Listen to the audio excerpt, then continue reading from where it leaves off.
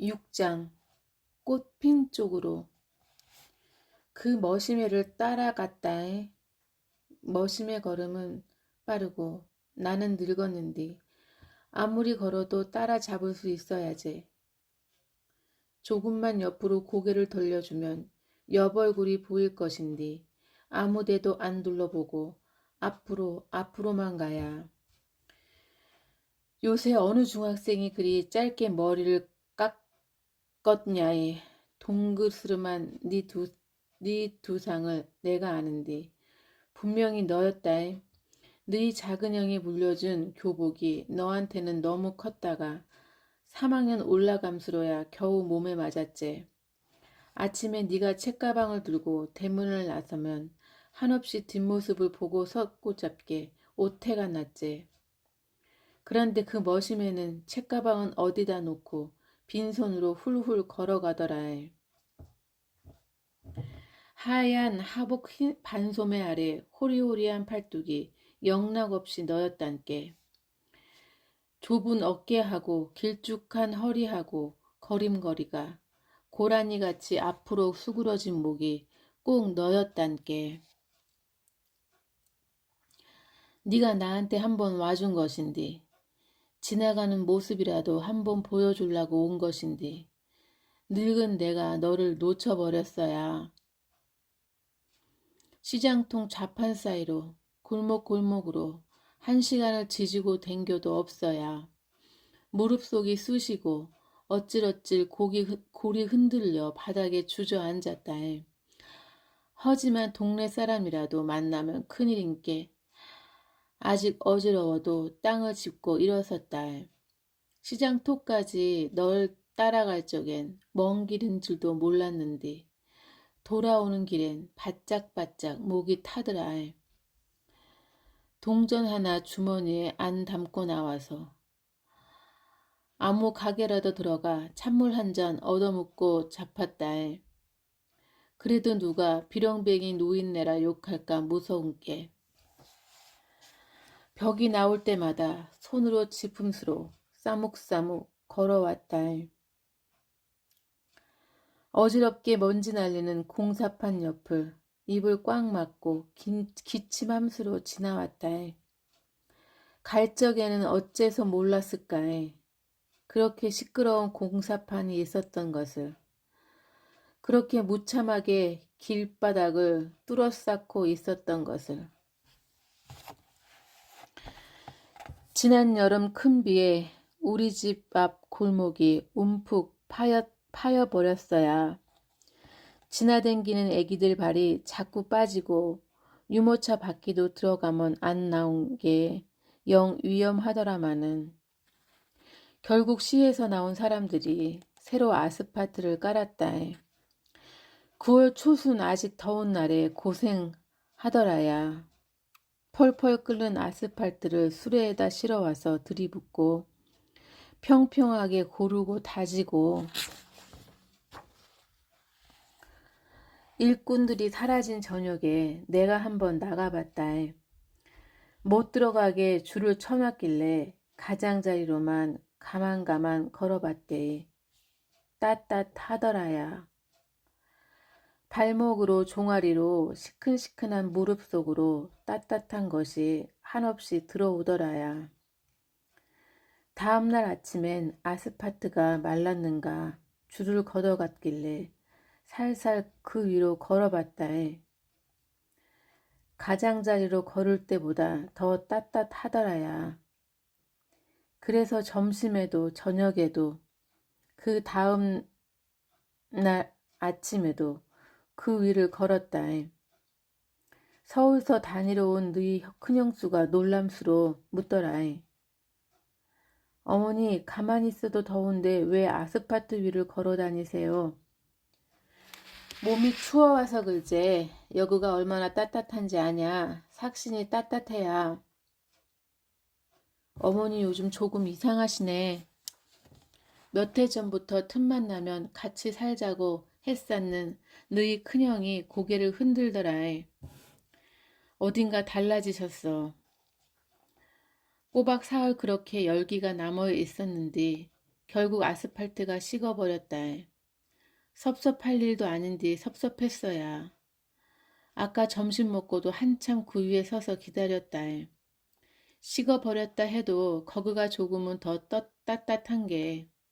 그러고 지켜서 있다 보면 지난번 같이 네가 훌훌 지나갈지도 모른 게. 알 수 없다. 그날은 왜 내가 이름 한 자리 못 불러봤는지. 입술이 달라붙은 사람 매니로 씩씩씩 숨만 몰아심시로 뒤를 밟았는지. 이번에 내가 이름을 부르면 얼른 돌아봐라. 대답 한 자리 안 해도 좋은 게 가만히 돌아봐라. 아니제. 그럴 수 없는 것을 내가 알제. 내 손으로 너를 묻었은께. 하얀색 교봉에다 교련복 입도리를 입고 있는 너를 하얀 하복 사스에다 아랫니 까만 동복으로 갈아입혔은께. 혁대도 단정하게 매주고 깨끗한 회색 양말을 신겼은께. 베니어판으로 짠 관에다 너를 넣고 청소차에 싣고 갈 적에 너를 지키려고 내가 앞자리에 탔은께.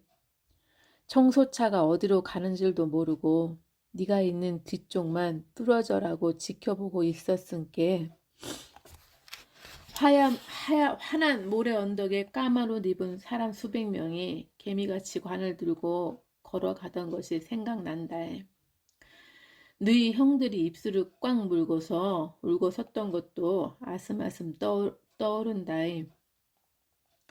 너희 아버지 생전에 나한테 하던 말이 그때 내가 울지도 않고 떼짱 옆에 풀을 한 움큼 끊어서 삼켰다던데. 삼키고는 쪼그려 앉아서 토하고 다 토하면 또 풀을 한 움큼 끊어다 씹었다던데. 근데 나는 하나도 기억 안 나야. 묘지로 가기 전 일들만 또렷해야. 관 뚜껑 닫기 전 마지막으로 봤던 네 얼굴이 얼마나 헬쓱했던지, 네 살이 그렇게 희었던 줄 그때 처음 알았다. 나중에 너희 작은 형이 그러더만은 총을 맞고 피를 너무 흘려서 네 얼굴이 그리 희었다고. 그래서 관이 가벼웠다고. 네가 아무리 덜 컸다 해도 그렇게 관이 가벼울 수는 없었다고. 그람수로 두 눈에 핏발이 서더라. 이 원수는 내가 갚을랍니다. 그것이 뭔 소리다냐. 내가 깜짝 놀라서 내가 그랬다. 나라에서 죽인 동생 원수를 무슨 수로 갚는다냐. 너 가장 잘못되면 나도 따라 죽을 거이다. 그라고 30년이 흘러가도록 너하고 너희 아버지 길에 그 자석이 가만히 서서 입 다물고 있는 것을 보면 마음이 이상해야. 네가 죽은 것이 저 때문이 아닌데 왜 친구들 중에 제일 먼저 어깨가 굽고 머리가 하얗게 새었을까? 저것이 아직도 원수 갚을 생각을 하고 있단가 하면 가슴이 내려앉아야. 그래도 너희 큰형은 흔적 없이 밝게 지낸다. 한 달에 2번 각시하고 같이 내려오고 혼자도 몰래 당일로 내려와서 밥도 사주고 용돈도 주고 가까이 사는 네 작은 형보다 자정하다. 네 아버지나 큰형이나 너나 허리가 길고 어깨가 수굿한 내력이지야. 기름한 눈매하고 앞니 살짝 벌어진 것은 너하고 큰형이 똑같았지야. 요새도 너희 큰형이 웃음수로 토끼같이 넓적한 앞니가 드러나면 눈가의 주름은 깊이 패었어도 청년같이 순진해 보인다. 너희 큰형이 11살 묵었을 때 네가 태어났는데 그 자석은 그때부터 가인애 같은 머시매라서 애기가 보고 잡다고 학교만 끝나면 달려왔는데 네가 웃는 것이 이쁘다고 조심조심 목을 받쳐 안고는 까르르 웃을 때까지 흔들었는데 돌진한 너를 포대기로 등에 엎어주면 공중공중 마당을 돔스로 박자도 안 맞는 노래를 불렀는데 그렇게 가인애 같은 자석이 너희 작은 형하고 싸울 줄을 누가 알았겠냐에. 20년도 넘게 지금까장도 서로 서먹서먹해갖고 긴 이야기를 안 나누게 될 줄을. 너희 아버지 상 치르고 돌아와 사무제 준비할 적이었다에. 갑자기 못이 깨지는 소리가 나서 달려가 봤더니 27살, 32살 먹은 다 큰 머시매들이 시끈거림수로 서로 멱살을 쥐고 있어야 그 조그만 것 손잡아서 끌고 오면 되지. 몇 날 며칠 거기 있도록 너는 뭘 하고 있었냐고. 마지막 날엔 왜 어머니만 갔냐고. 말해봤자 안 들을 것 같았다니. 거기 있으면 죽은 걸 알았다면서. 거기 있으면 죽을 걸 알았다면서. 다 알고 있었다면서. 네가 어떻게. 그런 게 너희 작은 형이 말도 아니고 뭣도 아닌 소리를 지르면서 지영한테 달려들거니 방바닥에 넘어뜨렸다. 짐승매니로 울음짖으면서 말을 한 게 무슨 이야기인지 뜨문뜨문하게 밖에 안 들렸다. 형이 뭘 안다고 서울에 있음스러 형이 뭘 안다고 그때 상황을 뭘 안다고 둘이 그 꼴로 엎치락뒤치락 하는 것을 말릴 생각도 못하고 나는 부엌으로 돌아왔다. 아무 생각도 하고 싶지 않은 게 아무 소리도 안 들리는 것매니로 전을 붙이고 산적을 깨고 탕을 끓였다. 인자는 아무것도 모르겠어야. 마지막 날에 내가 너를 찾아갔을 적에 네가 그리 순하게 저녁에 들어갈라요 말하지 않았더라면 어땠을까이? 나는 안심하고 지구에 가서 너희 아버지한테 그랬어야. 6시에 문 잠그고 집에 온다요. 다 같이 저녁 먹자고 약속했소. 그런데 7시가 되도록 네가 안 들어온 게 너희 작은 형하고 나하고 둘이서 집을 나섰다에. 계엄이라 7시가 통금인데 그날 저녁 군대가 들어온다 한 게 귀신 그림자도 안 보이더라.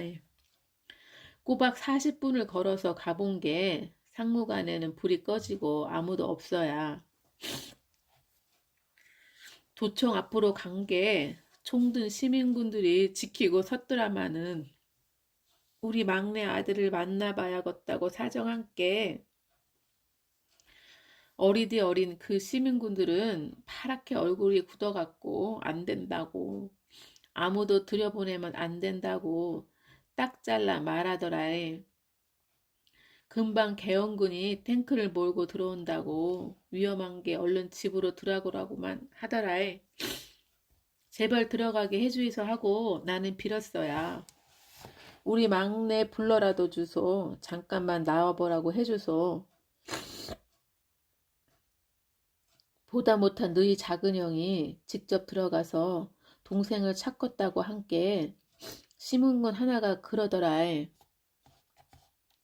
지금 들어가면 못 나옵니다.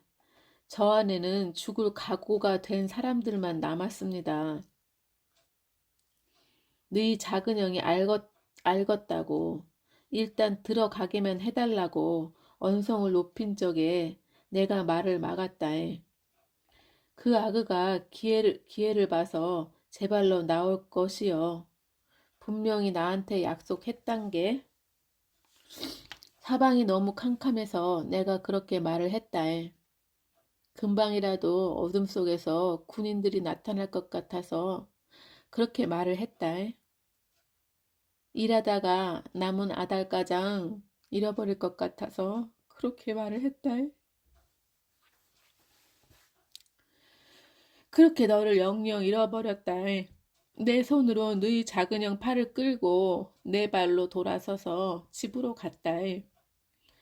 모두 다 죽어버린 것 매니로 캄캄한 거리를 40분을 둘이 울면서 걸어 돌아갔다.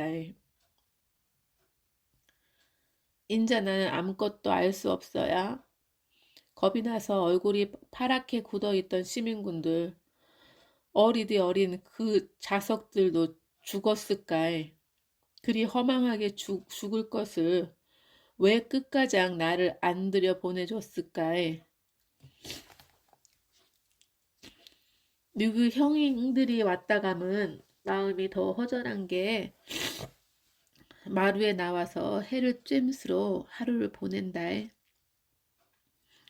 담 너머 남쪽으로 채석장이 붙어있을 적엔 시끄럽긴 했어도 볕이 잘 들었는데 3층 건물이 들어선 게 11시는 돼야 해가 바짝 들어야. 이 집을 사기 전에는 그 채석장 뒤쪽 골목에서 오래 살았제. 바람도 잘 안 통하는 손바닥만한 슬레이트 집이라서 채석장 일꾼들이 안 나오는 일요일을 너희 형제들은 좋아했제. 커다란 돌 사이로 뛰어댕김으로 숨바꼭질도 하고 술래잡기도 했제. 무궁화꽃이 피었습니다. 채석장 끝에서 소리 지름은 마당까지 들렀제. 그렇게 시끄럽던 머시매들이 머리가 굵어짐수로 언제 그랬는가 싶게 조용해지더라. 너희 큰형이 서울 살러 갈 적에서 형편이 나아져서 이 집으로 옮겨왔제. 평상 하나 놓으면 꽉 차는 마당이 속 답답했었는데 장미 널쿨 우거진 화단가장 있는 집을 얻은 것이 얼마나 좋았던지 너희 작은 형 공부하라고 너하고 따로 방 한 칸씩을 주고 사글세라도 벌어 살림에 보태제 싶어 문간채에다 사람을 들였제. 뒷일이 그렇게 될 줄을 누가 알았겠냐. 콩알맨이로 자그마한 그 남매가 들어온 게 위에 형제들하고 나이가 뚝 떨어진 너한테 친구가 생긴 것이 보기 좋았다. 둘이 교복 입고 나란히 학교 가는 것이 든든했다. 노는 날엔 마당에서 배드민턴을 칠 적에 채석장으로 곰이 넘어가면 서로 주워오라고 가위바위보를 함수로 웃어 싸던 소리가 듣기 좋았다. 그 남매는 어디로 사라졌을까? 그 집 아버지가 내려와갖고 실성한 사람 매니로 쏘댕길 적에 내 처지가 기가 막힌 게 위로 한 자리 제대로 못 해줬어야. 그 사람은 하던 일을 작파하고 문간째방에서 1년을 지냄수로 미친 사람 매니로 관청을 드나들었다. 암매장 장소가 발견됐다고만 하면 어디 저수지에서 시체가 떠올랐다고만 하면 새벽이고 밤이고 달려갔다. 어딘가 살아있을 것이요. 분명히 살아서 둘이 같이 있을 것이요. 곤죽이 되도록 술을 먹고 부엌에 들어와 정신 나간 건 매니로 중얼거리던 모습이 눈에 선하다. 얼굴이 조그만하고 코가 번번한 사람이었는데 그 일이 있기 전엔 아들하고 똑같이 눈에 장난기가 반짝거렸는데 아마 그 사람은 오래 못 산 것 같아야. 신묘역으로 이장할 적에 실종자들도 가묘를 썼는디 너희 작은 형이 일부러 댕기면서 찾아봤는데 그 집 남매 이름은 없었다고 한 게 그 사람이 살았더라면 왜 가묘를 쓰러 안 왔겠냐에. 가끔은 말이다에 내가 못한다고 문간째에다 사람을 들였을까 생각한다에. 그까지 사글세 몇 푼 받겠다고 정대가 이 집으로 안 들어왔으면 네가 정대 찾는다고 그리 애를 쓰지 않았을 것인데. 그러다가에 너희 둘이 배드민턴 침수로 웃던 소리가 생각나면 죄받제 죄받아 그람수로 고개를 흔들어야 그라제 내가 그 불쌍한 남매를 원망하면 큰 죄를 받제. 며칠 전에는 해질녘에 까무르기 그 집 처녀 얼굴이 떠오르더라. 참 고왔는디 고운 사람이 없어져 버렸어야 생각함수로 어둑어둑한 마당을 보고 있었다. 그 고운 처녀가 우리 집에 들어와서 빨래바구니를 보듬고 물이 뚝뚝 떨어지는 운동화하고 칫솔을 들고 저 마당을 왔다 갔다 하던 일이 무슨 전생의 꿈 같아야. 목숨이 새심줄 같아서 너를 잃고도 밥이 먹어졌제. 정대네 아버지까지 떠나 괴괴한 문간채는 밖에서 자물쇠로 채워버리고 꾸역꾸역 가게에 나가 장사를 했제. 이름만 걸어놓고 얼굴도 한 번 안 비치던 유족회에 처음 나간 것은 부회장이란 엄마가 돌린 전화를 받고 서였다. 그 군인 대통령이 온다고 그 살인자가 여기로 온다고 해서 네 피가 아직 안 말랐는디 안 그래도 잠을 깊이 못 들고 뒤척이는 날들 뿐이었지만은 그날부터 새로 잠을 못 잤다. 네 아버지도 잠을 못 자더만은 평생 병치레만 하는 순한 양반이라 억지로 떼어놓고 혼자 유족회에 갔다. 처음 보는 엄마들하고 인사를 하고 쌀집을 하는 회장내에서 밤늦도록 현수막하고 피켓을 만들고 모자란 것은 각자 집에 가서 더 만들어 오기로 하고 헤어졌다. 헤어질 적에 손을 잡는 뒤 그 차갑던 살 아무것도 속에 없는 허제비 같은 손을 맞잡고 허제비 같은 등을 서로 문지름으로 얼굴을 들여다봤다. 얼굴 속에도 아무것도 없고 눈 속에도 아무것도 없는 우리들이 내일 보자는 인사를 했다. 무섭지 않았어야. 죽어도 좋다는 마음인데 무서울 것이 어디 있겠냐. 다 같이 소복을 입고 그 살인자가 탄 승용차가 오기를 기다렸다. 정말로 아침 일찍 그놈이 나타났다. 소리를 맞춰서 구호를 외치려던 계획은 엉망이 됐다. 다들 울부짖고 졸도하고 머리는 헝클어지고 소복은 찢어졌다. 현수막은 펼쳤다고 바로 뺏겼다. 경찰서에 다 같이 끌려가 넋을 잃고 앉아있는데 우리하고 다른 곳에서 시위하기로 했던 부상자회 청년들이 잡혀왔다.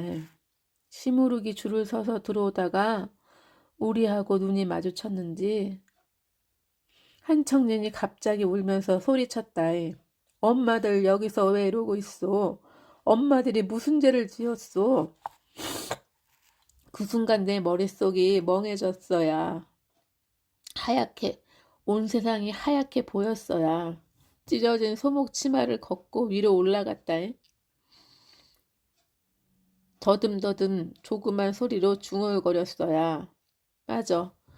내가 무슨 죄를 지었단가. 날개가 달린 것 같이 형사들 책상 위를 공중공중 건너갔다. 벽에 걸린 살인자 사진을 끌어내렸다.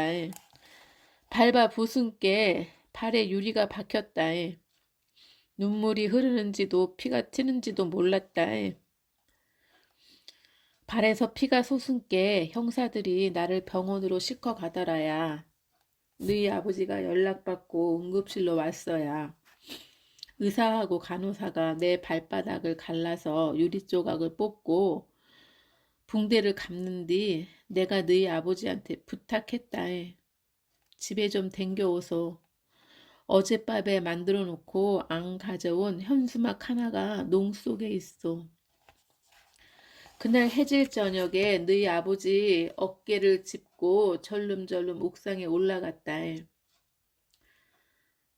난간에 기대 서서 현수막을 길게 내리고 소리 질렀다.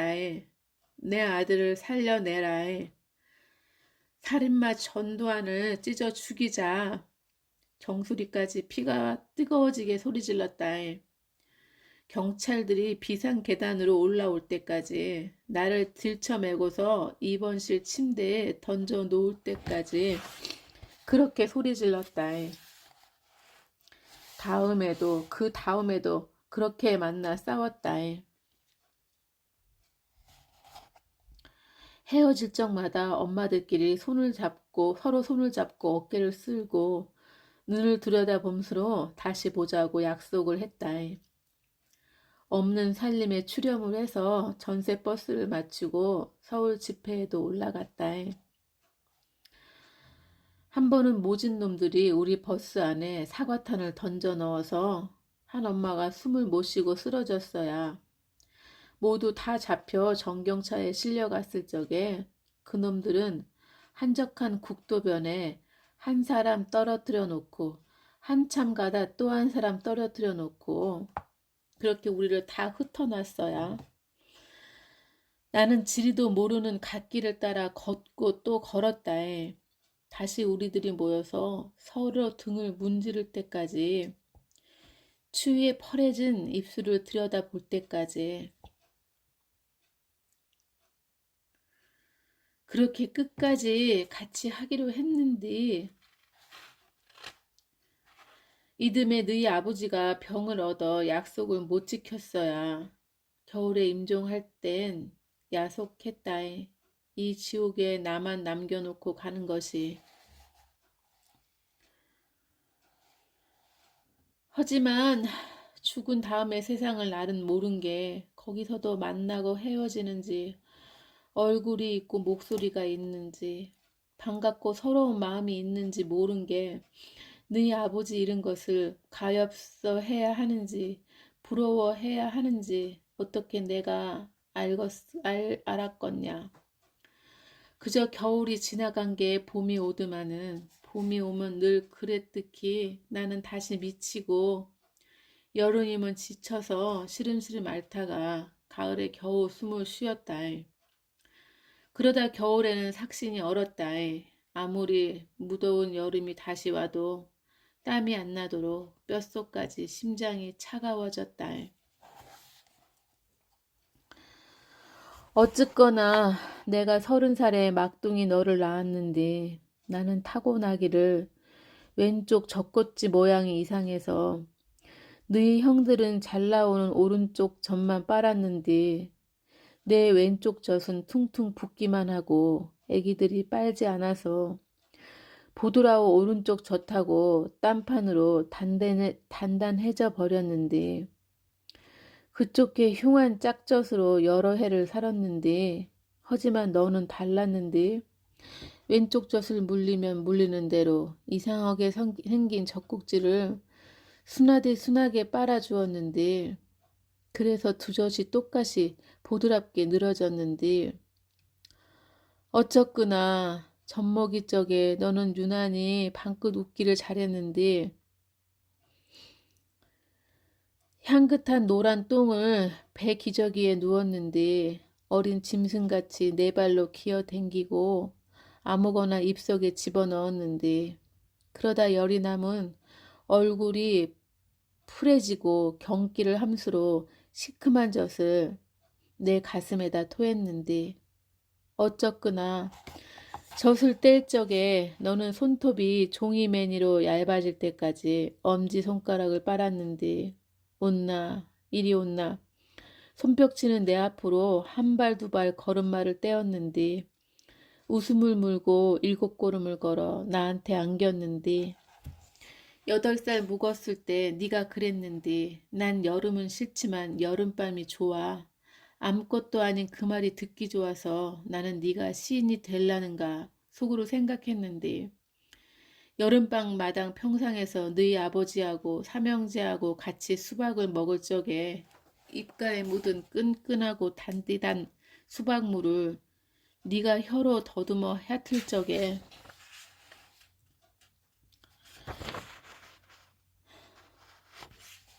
네 중학교 학생증에서 사진만 오려갖고 지갑 속에 넣어놨다.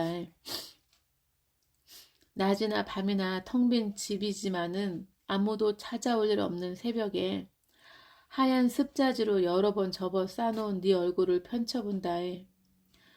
아무도 엿들을 사람이 없지만은 가만가만 부른다. 동호야. 가을비가 지나가서 하늘이 유난히 맑은 날엔 잠바 속주머니에 지갑을 넣고 무릎을 뒤품수로 절반 절름절름 천변으로 내려간다. 코스모스가 색색깔로 피어있는 길, 동그랗게 다리를 틀고 죽은 주렁이들의 쇠페리가 꿰는 길을 싸묵싸묵 걷는다. 네가 6살, 7살 묵었을 적에 한시도 가만히 안 있을 적에 너희 형들이 다 학교 가버리면 너는 심심해서 어쩔 줄을 몰랐지. 너하고 나하고 둘이서 너희 아버지가 있는 가게까지 날마다 천벽길로 걸어갔지. 나무 그늘이 햇빛을 가리는 것을 너는 싫어했지. 조그만 것이 힘도 쉬고 고집도 쉬어서 힘껏 내 손목을 발글 쪽으로만 끌었지.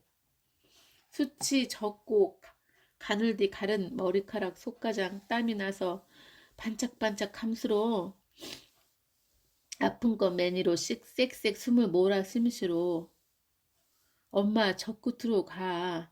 기왕이면 햇빛 있는 대로. 못 이기는 척 나는 한없이 네 손에 끌려 걸어갔지. 엄마 저기 밝은 데는 꽃도 많이 폈네. 왜 깜깜한 데로 가. 저쪽으로 가. 꽃핀 쪽으로.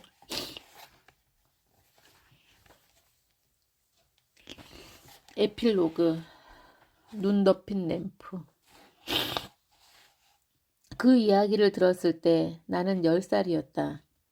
누군가 나를 불러 앉혀놓고 자초지정을 둘려둔 건 아니었다. 서울로 올라온 그의 수유리 언덕배기 집에서 나는 아무데나 틀어박혀 손에 잡히는 대로 책을 읽거나 오빠나 남동생과 오후 내내 오목을 두거나 엄마가 나에게 시키는 일인 동시에 내가 제일 싫어했던 마늘깍이나 멀치 머리떼기 같은 일을 했고 그러는 사이 어른들이 주고받은 말들을 주워들었다. 오빠가 가르친 애였어요? 초가을의 어느 일요일 막내 고모가 식탁 머리에서 아버지에게 물었다. 담임을 한 건 아닌데 장문을 해서 내라고 하면 곧잘 쓰던 애여서 기억이 나. 중흥동 집 팔고 삼각동으로 이사 가면 복덕방에서 계약을 했는데 내가 디귿중학교 선생이라고 하니까 집 사는 사람이 활짝 반가워하더라고. 자기 막내 아들이 1학년이라고 몇 반 누구라고 그 반 가서 출석 부르면서 봤더니 아는 얼굴이었어. 그 뒤로 어떤 말들이 더 오갔는지는 기억나지 않는다. 다만 그들의 표정, 가장 끔찍한 이야기를 덮어두고 말을 이어가는 일의 어려움, 어색하게 이어지던 침묵을 기억한다. 아무리 말을 돌려도 어느새 처음에 오싹한 빈자리로 되돌아오는 대화에 나는 이상한 긴장을 느끼며 귀를 기울이고 있었다. 아버지가 가르치던 학생 내가 중흥동에 그 집을 샀다는 건 나도 전부터 알고 있었다. 그런데 왜 그들의 목소리는 점점 낮아지는가? 왜 그 학생의 이름을 말하기 직전에는 알 수 없는 망설임이 끼어드는가?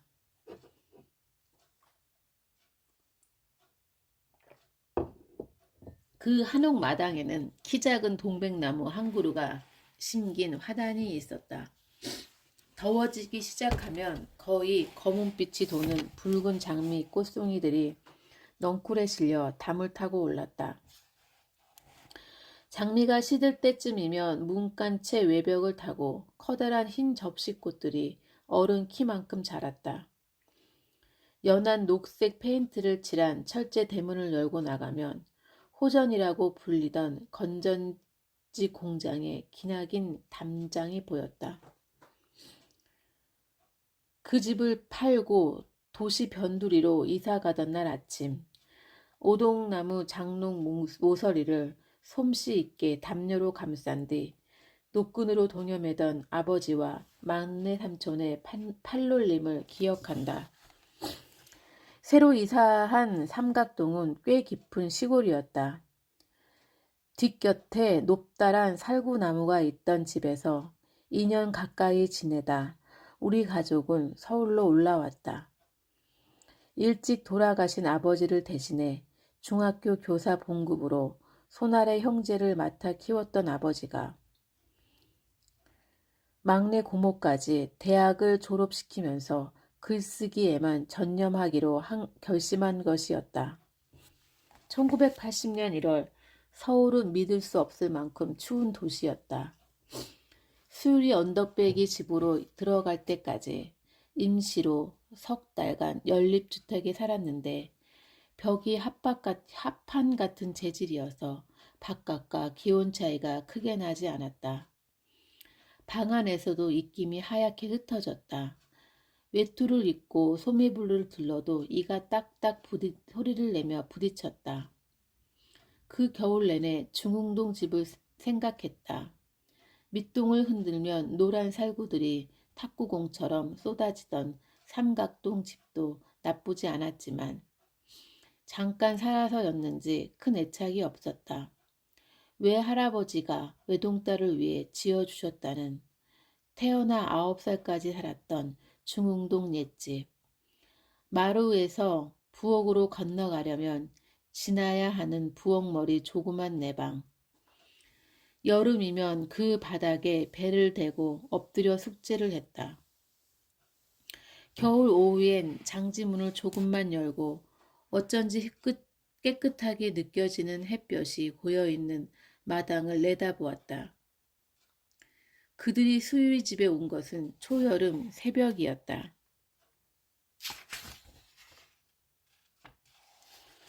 3시에서 4시 사이였다. 잠들어 있던 나를 엄마가 깨웠다. 일어나라, 불 켠다. 내가 일어날 틈도 없이 바로 형광등이 켜졌다. 나는 눈을 비비며 나는 일어나 앉았다. 건장한 사내둘이 방에 들어와 있었다. 놀라는 나에게 잠옷바람에 엄마가 말했다. 복덕방 아저씨들이 왔어. 집을 보려고. 깨끗이 잡이 달아났다. 나는 엄마에게 발싹 다가가 사내들이 옷장을 열고 책상 밑을 살피고 손전등을 들고 다락으로 올라가는 것을 지켜보았다. 이렇게 캄캄한 새벽에 왜 복덕방 아저씨들이 찾아와 다락으로 올라갈까? 얼마 안 있어 다락에서 내려온 사내가 엄마에게 말했다. 이쪽으로 오시죠. 사내가 엄마를 부엌으로 데려가는 것을 나는 주춤주춤 따라갔다. 너희는 여기 있어. 엄마는 굳은 얼굴의 엄마가 입모양으로 말했다. 뒤를 돌아보자 오빠와 어린 남동생이 속옷바람으로 방에서 나와 멍한 얼굴로 서 있었다. 안방에서 아버지가 누군가와 우렁우렁 대화하는 소리가 들렸다. 부엌에 문 대신 달아놓은 레이스 커튼 사이로 엄마의 목소리가 들렸지만 음성이 작아 한마디도 알아들을 수 없었다. 그의 추석에 친척들이 모였을 때 어른들은 목소리를 낮춰 대화했다. 마치 아이들이 감시자인 듯이 우리 남매와 더 어린 사촌들이 못 듣도록 가만히.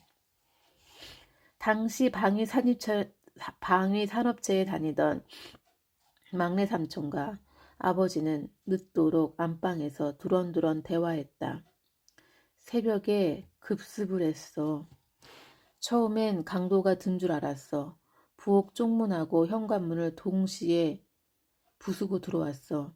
송송배가 있을 거라고 확신을 했던 모양이야. 그런데 전날 오후에 내가 송선배를 만났어. 출판사에 찾아가서 전입 인세 40만 원을 미리 달라고 사정해서 명동에서 잠깐 만나 전해줬더란 말이다. 네 형수하고 나를 분리신문하더라. 나중에 나보고 같이 가자고 하는데 같이 가면 남산 아니냐. 작년부터 사이가 멀어졌다고 거짓말을 했어. 전화 도청되는 것 같으니까 조심하세요. 요즘 형님네 전화기에서 바람소리 같은 게 나던데요. 그게 도청되는 잡음이랍니다. 제 친구 영준이도 도망 다닙니다. 재작년에 보안부대에 끌려가 열손톱을 다 뽑혔잖아요. 이번에 잡히면 살아남지 못할 겁니다. 부엌에서는 작은 엄마들이 엄마와 함께 음식을 만들며 속삭이듯 이야기를 나눴다. 유방을 칼로 잘랐다요. 시상에. 뱃속에서 아기를 끄집어냈단 말도 있어라. 시상에 뭔 일이단가. 형님네 살던 집주인이 문간채를 사글세방으로 내놨는지 주인집 아들하고 동갑 먹은 아기가 그 방에 살았다요. 디귿 중학교에서만 셋이 죽고 둘이 실종됐는데 그 집에서만 애들 둘이. 시상해 라고 여태 가느다란 탄식처럼 추임새를 넣던 엄마가 고개를 수그리고 침묵했다. 잠시 뒤 목소리를 낮춰 말하기 시작했다. 작년에 희영 아가씨하고 선봤던 사람 말이여. 왜 기억 중학교 수학 선생이 있었잖아. 사람 괜찮았는데 우리하고는 인연이 안 됐지. 그 사람 아내가 이번에 잘못됐다네. 만삭이었다든지. 집 앞에서 남편 기다리다가.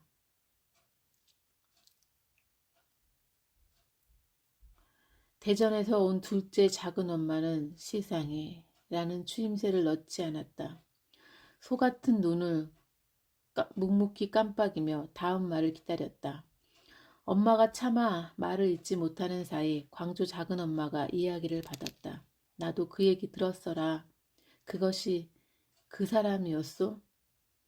애기 엄마는 총을 맞고 이미 죽어버렸는데 뱃속의 애기는 살아갔고 몇 분을.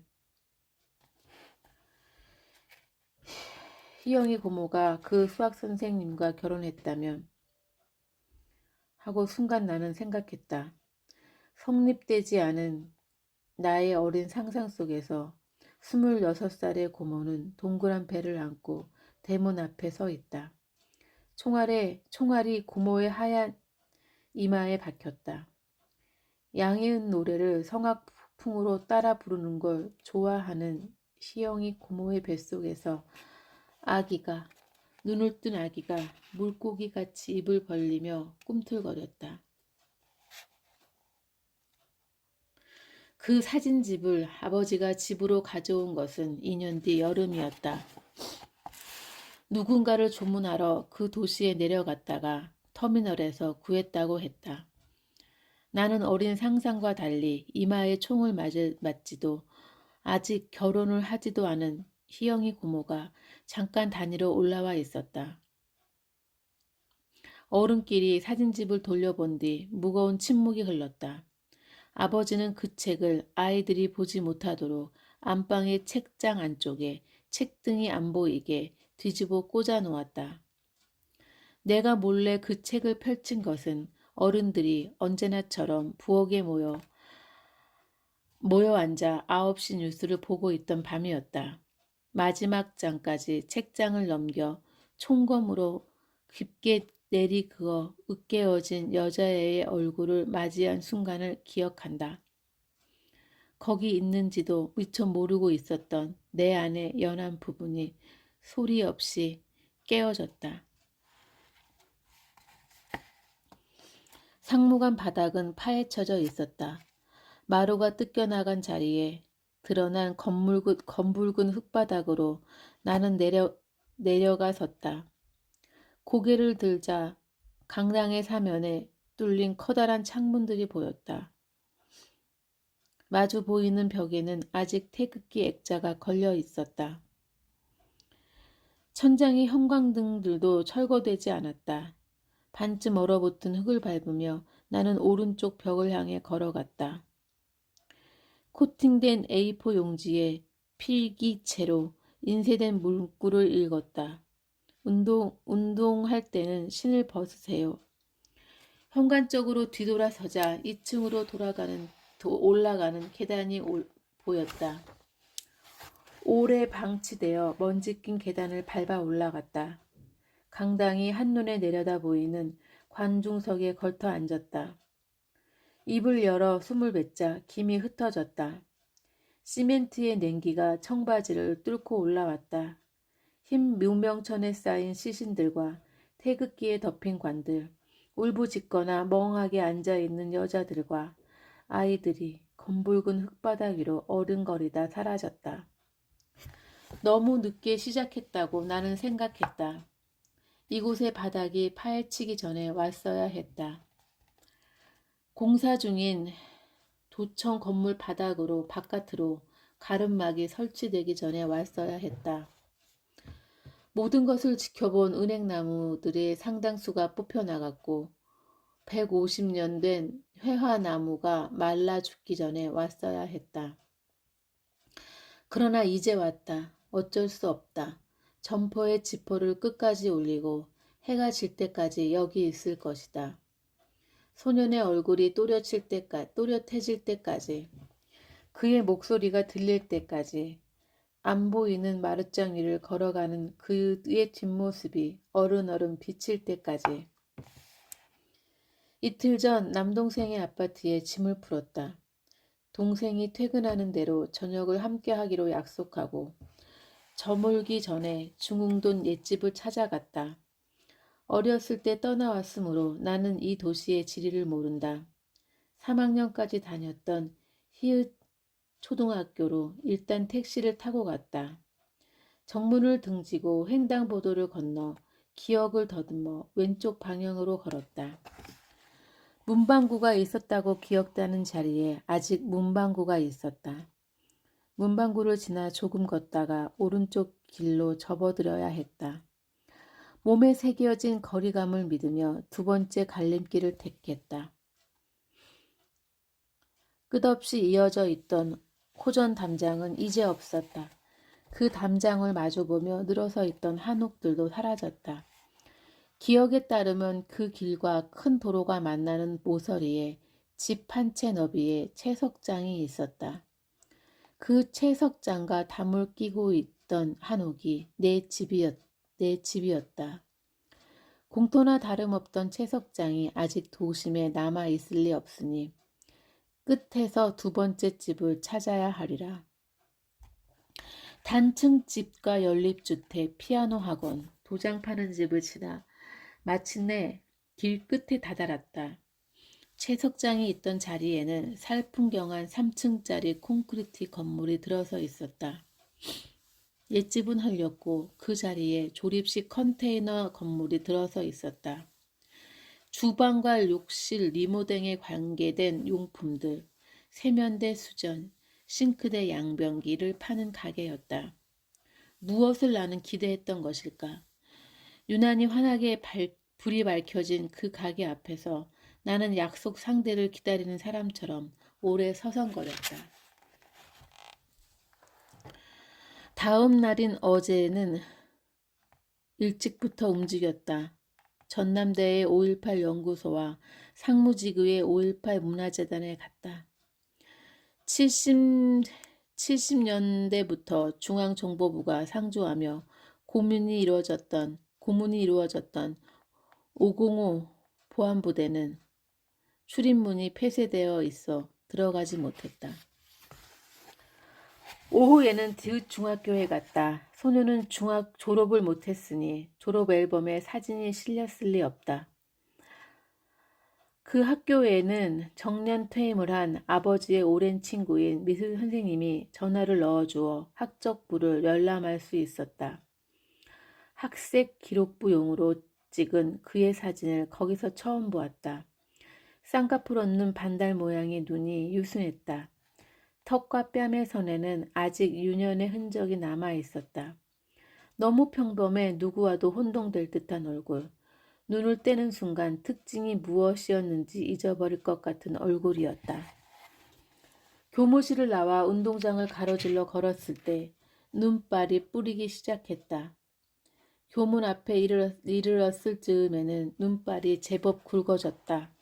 속눈썹에 눈속이가 맺히는 것을 털어내며 택시를 잡았다. 전남대학교로 가자고 했다. 5.18 연구소 1층 전시실에서 비슷한 얼굴을 본 것 같았기 때문이다. 전시실에는 여러 대의 작은 PDP 텔레비전이 설치되어 있었고 각기 다른 동영상이 반복해서 상영되고 있었다. 어느 영상이었는지 정확히 기억이 나지 않았으므로 모두 처음부터 다시 봐야 했다. 신역에서 발견된 청년들의 시신을 실은 리어카가 행진하던 부분에서 비슷한 중학생이 보였다. 멀찌감치 서 있던 그 소녀는 울음을 터뜨릴 듯 놀란 얼굴로 시신들을 바라보고 있었다. 늦은 봄인데도 추운 듯 단단하게 팔짱을 끼고 있었다. 빨리 스쳐 지나간 장면이었으므로 나는 그 자리에 서서 영상이 맨 앞으로 되돌아가기를 기다렸다. 2번, 3번, 4번 반복해서 보았다. 그 소년 역시 너무 평범해 누구와도 혼동될 것 같은 얼굴을 가지고 있었다. 나는 확신할 수 없었다. 그 시절 머리를 깎고 교복을 입은 소년들은 모두 비슷해 보였는지도 모른다. 저렇게 순한 외꺼풀 눈은 키가 크느라 야윈 볼과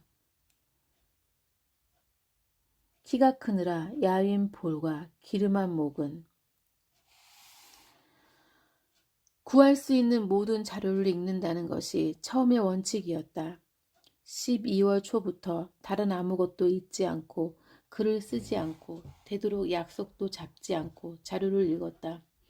그렇게 2달이 지나 1월이 끝날 즈음 더 계속할 수 없다고 느꼈다. 꿈 때문이었다. 한 무리의 군인들을 피해 나는 달아났다. 숨이 턱에 받쳐 뜀박질이 느려졌다. 그들 중 하나가 내 등을 밀어 넘어뜨렸다. 몸을 돌려 올려다보는 순간 군인이 총검으로 내 가슴을 정확히 명치 가운데를 찔렀다. 새벽 2시였다. 벌떡 일어나 앉아 손으로 명치를 짚었다. 5분 가까이 숨을 제대로 쉴 수 없었다. 덜덜 턱이 떨렸다. 울고 있었던 줄도 몰랐는데 얼굴을 문지르자 손바닥이 흠뻑 젖었다. 며칠 뒤에는 누군가가 나를 찾아와 말했다. 1980년부터 지금까지 30년 동안 지하 밀실에 가둬둔 5.18 연행자들 수십 명이 있다고 했다. 어제 비밀리에 내일 오후 3시에 모두 처형할 거라고 했다. 꿈속의 시간은 저녁 8시였다. 내일 오후 3시까지 고작 19시간이 남았다. 어떻게 그걸 막을까? 말해준 사람은 어디론가 사라지고 나는 휴대폰을 쥐고 어쩔 줄 모르며 길 가운데 서 있었다. 어디에 전화를 걸어 알려야 할까? 누구에게 알리면 그걸 막을 수 있을까? 이걸 왜 하필 나에게, 아무런 힘도 없는 나에게 알려줬을까? 빨리 택시를 잡아야 했다. 하지만 어디로 가자고 해야 할까? 어디로 가서 어떻게? 입속이 타들어가던 한순간 눈을 떴다. 꿈이었다. 움켜쥐고 있던 주먹을 펴면서 어둠 속에서 반복해서 중얼거렸다. 꿈이었어. 꿈이었어. 누군가에게 조그만 라디오를 선물 받았다. 시간을 되돌리는 기능이 있다고 했다. 디지털 계기판에 연도와 날짜를 입력하면 된다고 했다. 그걸 받아들고 나는 1980 5월 18일이라고 입력했다. 그 일을 쓰려면 거기 있어 봐야 하니까. 그게 최선의 방법이었으니까. 그러나 다음 순간 나는 인적도 없는 광화문 내거리에 혼자 서 있었다. 그렇지, 시간만 이동하는 거니까. 여긴 서울이니까. 5월이면 봄이어야 하는데 거리는 11월 어느 날처럼 춥고 황량했다. 무섭도록 고요했다. 그러던 어느 날 결혼식에 참석하기 위해 오랜만에 외출을 했다. 2013년 1월의 서울 거리는 며칠 전의 꿈속처럼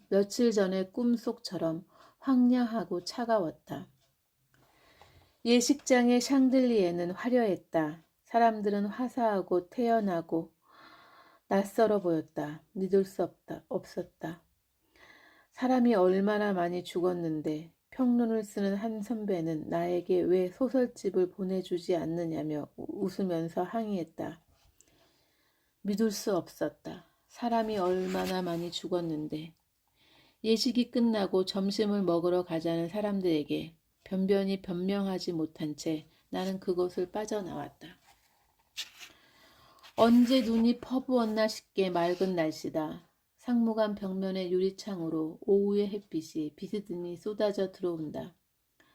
바닥이 너무 차가워 나는 일어선다. 계단을 밟아 내려가 출입문을 열고 강당 밖으로 나간다. 시야를 막아선 거대한 가림막을 그 사이로 드러난 하얀 외벽의 모서리를 본다. 나는 기다리고 있다. 아무도 올 사람이 없지만 기다린다. 내가 이곳에 있다는 걸 아무도 알지 못하지만 기다린다. 처음 혼자서 망원동을 찾았던 20살의 겨울을 기억한다. 묘지 언덕의 무덤들 사이를 걸으며 나는 그를 찾고 있었다. 그때까지 성은 몰랐다. 어른들의 대화에서 엿들은 이름만 기억하고 있었다. 막내 삼촌의 이름과 비슷해 얼른 외워졌던 만 15살의 동호. 묘지에서 시내로 나오는 마지막 차편을 놓쳐 시시각각 어두워지는 도로를 따라 바람을 등지고 걸었던 것을 기억한다. 한참 걷다가 오른손이 여태 가슴 왼편에 얹혀 있었던 걸 깨달았다. 심장 언저리에 금이 벌어진 것처럼 그렇게 해야 무사하게 운반할 수 있는 무엇이 된 것처럼. 특별하게 잔인한 군인들이 있었다. 처음 자료를 접하며 가장 이해할 수 없었던 것은 연행할 목적도 아니면서 반복적으로 저질러진 살상들이었다. 죄의식도 망설임도 없는 한낮의 폭력. 그렇게 잔인성을 발휘하도록 격려하고 명령했을 지휘관들. 1979년 가을 부마 항쟁을 진압할 때 청와대 경호실장 차지철은 박정희에게 이렇게 말했다고 전해진다. 캄보디아에서는 200만 명도 더 죽였습니다. 우리가 그렇게 못할 이유가 없습니다. 1980년 5월 광주에서 시위대가 확대되었을 당시 군인 거리에서 비무장 시민들을 향해 화염 방사기를 발사했다. 인도적 이유로 국제법상 금지되어 있던 납탄을 병사들에게 지급했다. 박정희의 양아들이라고 불릴 만큼 각별한 신임을 받았던 전두환은 만에 하나 도청이 함락되지 않을 경우 전투기를 보내 도시를 폭격하는 수순을 검토하고 있었다. 집단 발포 직전인 5월 21일 오전 군용 헬기를 타고 와 그 도시의 땅을 밟는 그의 영상을 보았다. 젊은 장군의 태연한 얼굴, 성큼성큼 헬기를 등지고 걸어와 마주 나온 정교와 힘차게 악수를 나눈다. 그 경험은 방사능 피폭과 비슷해요. 라고 고문 생존자가 말하는 인터뷰를 읽었다. 뼈와 근육에 침착된 방사성 물질이 수십 년간 몸속에 머무르며 염색체를 변형시킨다. 세포를 암으로 만들어 생명을 공격한다. 피폭된 자가 죽는다 해도, 몸을 태워 뼈만 남긴다 해도 그 물질이 사라지지 않는다. 2009년 1월 새벽 용산에서 망루가 불타는 영상을 보다가 나도 모르게 불쑥 중얼거렸던 것을 기억한다. 저건 광주잖아. 그러니까 광주는 고립된 것, 힘으로 짓밟힌 것, 훼손된 것, 훼손되지 말았어야 했던 것의 다른 이름이었다. 피폭이 아직 끝나지 않았다. 광주가 수없이 되태어나 살해되었다. 덧나고 폭발하며 피투성이로 재건되었다. 그리고 그 소녀의 얼굴이 있다. 12살의 내가 사진첩의 마지막 페이지에서 본 그 여자애는 뺨과 목이 총검에 찢긴 채 비스듬히 한쪽 눈을 뜨고 죽어 있었다. 터미널 대합실의 기차역 앞에 그런 참혹한 시신들이 누워 있었을 때 군인들이 행인들을 때리고 찌르며 발궈벗겨 트럭에 실어 갔을 때 집에 있던 젊은이들까지 수색해 끌고 갔을 때 도시 외곽이 봉쇄되고 전화는 불통이었을 때 맨몸으로 항해하는 군중들을 향해 실탄이 발포되었을 때 20여 분 만에 100여 구의 시신이 도로에 널브러졌을 때 모두 몰살될 거라는 소문이 불 붙은 듯 퍼져갔을 때 예비군 훈련장에서 구식 총기를 꺼내온 평범한 남자들이 동네 초등학교의 하천 다리에 335 모여 보초를 섰을 때 썰물처럼 빠져나간 공권력을 대신해 도청에서 시민자치가 시작되었을 때 그때 나는 수유리 집에서 버스를 타고 학교에 다녔다. 집에 돌아오면 대문 안쪽에 떨어져 있는 석간 디귿일보를 집어들고 좁고 긴 마당을 따라 걸으며 머릿 기사를 읽었다. 광주 무정부 상태 5일째. 사진 속에 검게 그을린 건물들, 이마에 흰 띠를 두른 남자들로 가득한 트럭. 집안 분위기는 어수선하고 침통했다. 안 돼. 오늘도 전화가 안 돼. 대인시장통의 외가에 엄마는 끈질기게 전화를 걸었다. 희영이 고모가 무사했던 것처럼 나는 무사했다. 일가 친척 중 누구도 다치거나 죽거나 끌려가지 않았다. 다만 그해 가을 나는 생각했다.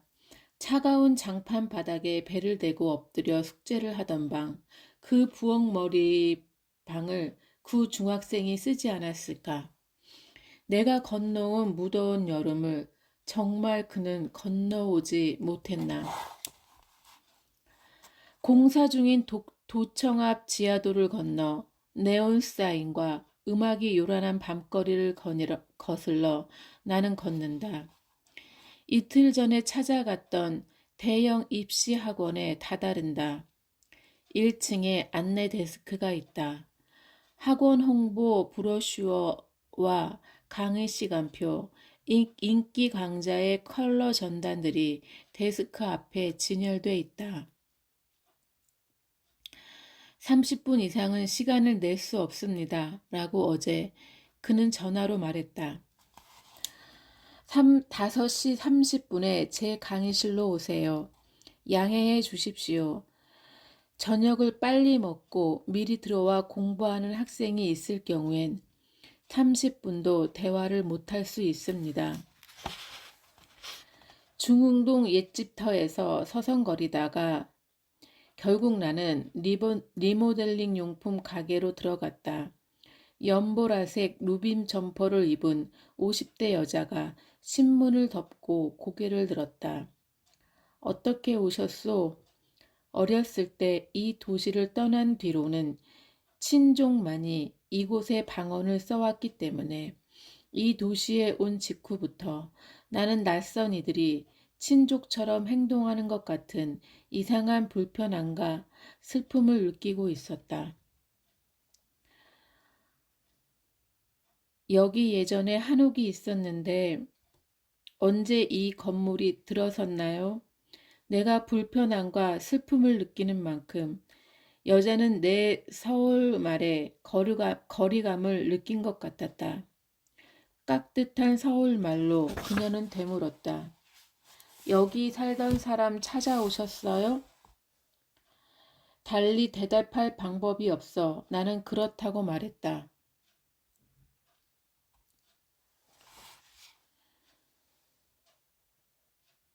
그 집은 재작년에 헐렸어요. 무덤덤하게 그녀는 말을 이었다. 혼자 살던 할머니가 있었는데 돌아가셨다더라. 워낙 오래된 집이라 새를 놓을 수 없어. 아들이 집을 허물고 가건물을 세웠다. 그래서 우리가 들어오긴 했는데 몫이 너무 안 좋아 2년 계약만 채우고 나갈 거다.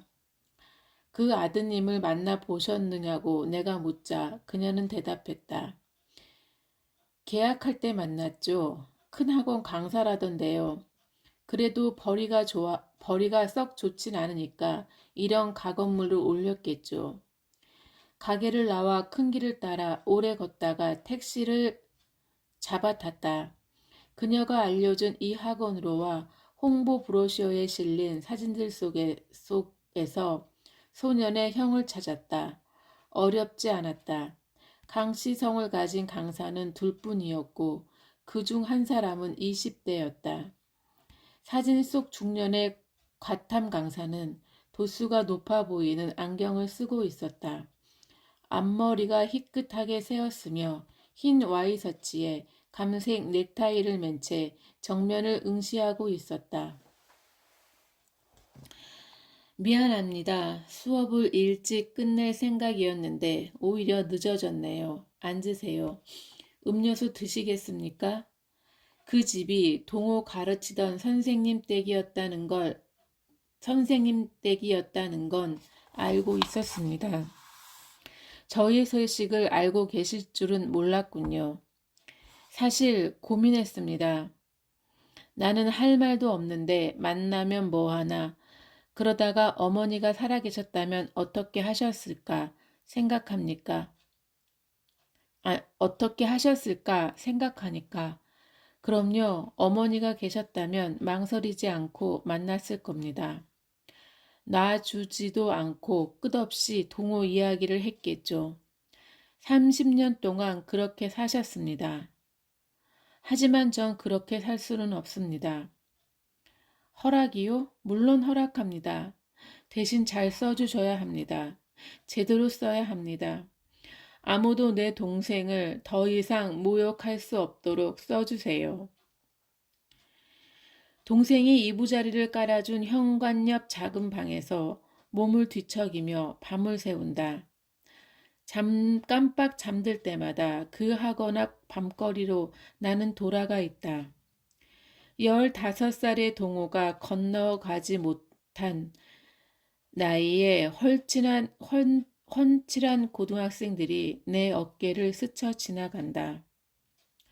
아무도 내 동생을 더 이상 모독할 수 없도록 써야 합니다. 심장을 누르듯 가슴 왼편에 오른손을 얹고 나는 걷는다. 캄캄한 도로 가운데에서 얼굴들이 어슴풀에 빛난다. 살해된 사람들의 얼굴, 내 가슴에 대검을 박아 넣은 살인자의 공허한 얼굴. 발가락 싸움을 하면 항상 내가 이겼어요. 그 애는 간지럼을 많이 탔거든요. 내 엄지 발가락이 그의 발에 닿기만 해도 그 애는 몸을 뒤틀었어요. 꼬집혀서 아픈 건지 간지러워서 그런 건지 알 수 없게 오만 인상을 쓰면서 귀하고 이마까지 빨개지면서 웃어댔어요. 특별히 잔인한 군인들이 있었던 것처럼 특별히 소극적인 군인들이 있었다. 피 흘리는 사람을 업어다 병원 앞에 내려놓고 황급히 달아난 공수부대원이 있었다. 집단 발포 명령이 떨어졌을 때 사람을 맞히지 않기 위해 총신을 올려 쏜 병사들이 있었다.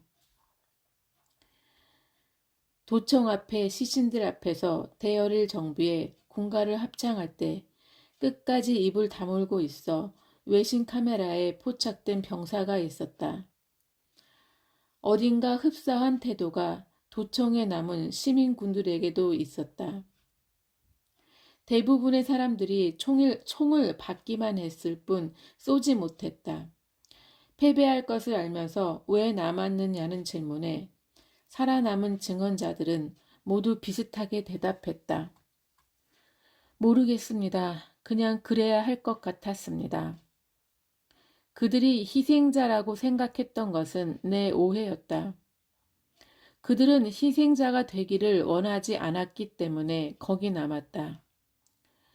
그 도시의 열을 생각하면 죽음에 가까운 린치를 당하던 사람이 힘을 다해 눈을 뜨는 순간이 떠오른다.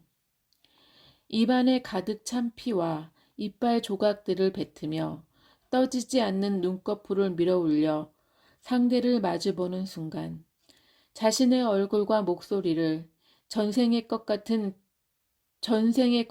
존엄을 기억해내는 순간 그 순간을 짓부수며 학살이 온다, 고문이 온다, 강제 진압이 온다, 밀어붙인다, 짓이긴다, 쓸어버린다.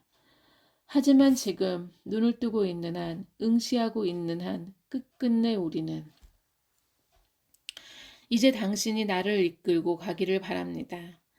당신이 나를 밝은 쪽 빛으로, 빛이 비치는 쪽으로, 꽃이 핀 쪽으로 끌고 가기를 바랍니다.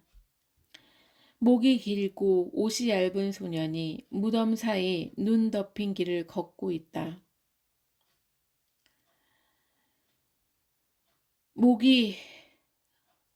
소년이 앞서 나아가는 대로 나는 따라 걷는다. 도심과 달리 이곳엔 아직 눈이 녹지 않았다. 얼어있던 눈더미가 하얀 하늘색 체육복 바지 밑단을 적시며 소년의 발목에 스민다. 그는 차가워하며 문득 고개를 돌린다. 나를 향해 눈으로 웃는다.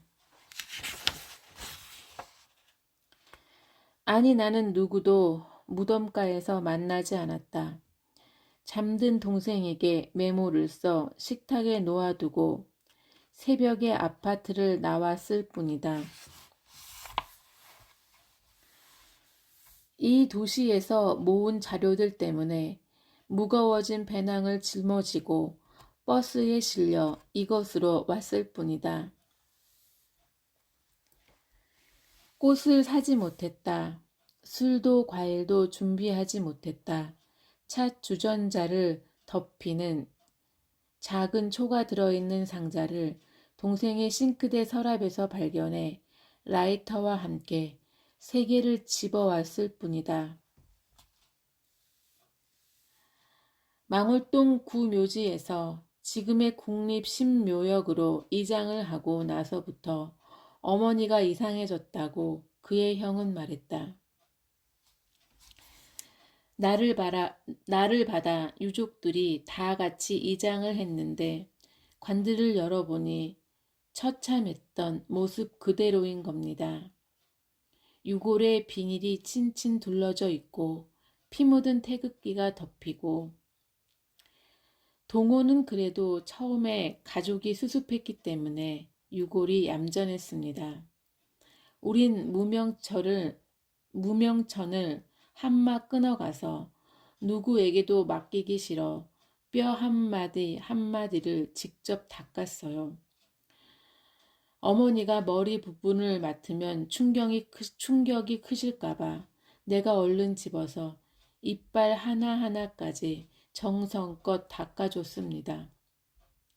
그랬어도 이 일을 이기기가 힘드셨던가 봅니다. 그때 내가 우겨서 집에 계시게 했어야 했는데 눈 덮인 무덤들 속에서 마침내 그의 것을 찾아냈다.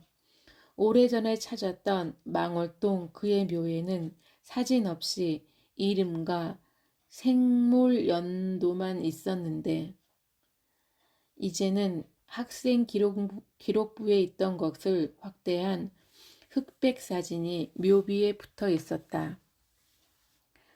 그의 오른편과 왼편 무덤은 모두 고등학생들의 것이었다. 아마도 중학교 졸업사진일 검은 동복 차림의 앳된 얼굴들을 나는 들여다보았다. 어젯밤 그의 형은 계속해서 말했다. 동생이 운이 좋았다고. 총을 맞고 바로 숨이 끊어졌으니 얼마나 다행이냐고. 그렇게 생각하지 않느냐고. 이상하게 열기 뜬 눈으로 내 동의를 구했다. 동생과 나란히 도청에서 총을 맞았으며 동생과 나란히 묻힌 고등학생 하나는 바로 안 죽고 살아있다가 확인 사살을 당했던 모양이라고. 이장을 하면서 보니 이마 중앙에 구멍이 뚫리고 두개골 뒤쪽은 텅 비어 있었다고 말했다. 머리가 하얗게 센 그 학생의 아버지가 입을 막고 소리 없이 울었다고 말했다. 나는 가방을 열었다. 가지고 온 초들을 소년들의 무덤 앞에 차례로 놓았다. 한쪽 무릎을 세우고 쪼그려 앉아 불을 붙였다. 기도하지 않았다. 눈을 감고 묵념하지도 않았다. 초들은 느리게 탔다. 소리 없이 일렁이며 주황빛 불꽃 속으로 빨려들어 차츰 우묵해졌다. 한쪽 발목이 차가워진 것을 나는 문득 깨달았다. 그의 무덤 앞에 쌓인 눈더미 속을 여태 디디고 있었던 것이다. 젖은 양말 속 살갗으로 눈은 천천히 스며들어 왔다. 반투명한 날개처럼 파닥이는 불꽃의 가장자리를 나는 묵묵히 들여다보고 있었다.